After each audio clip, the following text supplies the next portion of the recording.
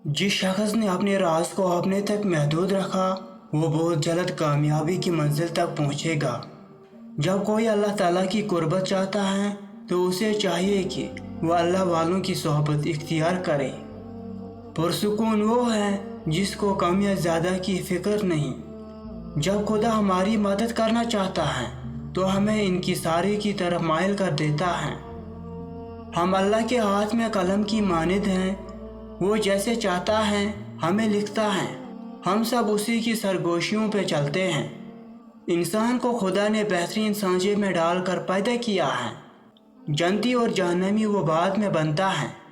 टूटा हुआ दिल खुदा की तवज्जो खींचता है। खुशनसीब है वो रूह जो खुदा के लिए रोती हैं।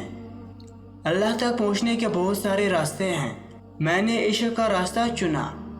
अगर औरत साहिब किरदार हैं तो उससे मशवरा कर लो, वो तो तुम्हें अच्छा मशवरा देगी।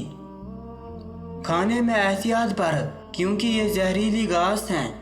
एहतियात करना नबी करीम सल्लल्लाहु अलैहि वसल्लम की ताकत और नूर है। ऐ इंसान, हर राज किसी न किसी दिन जाहिर होकर रहता है, इसलिए बदी का बीज न बो क्योंकि वो ज़रूर उगेगी। मेरी उम्र का हासिल इन तीन बातों के सिवा कुछ नहीं। खाम था, पुख्ता हुआ और जल गया। आप 40 आलिमों को एक दलील से हरा सकते हैं, लेकिन एक जाहिल को 40 दलीलों से भी नहीं हरा सकते। अगर आप एक खामोश मजस्मा भी बन जाए तो तब भी लोग आपको नहीं छोड़ेंगे।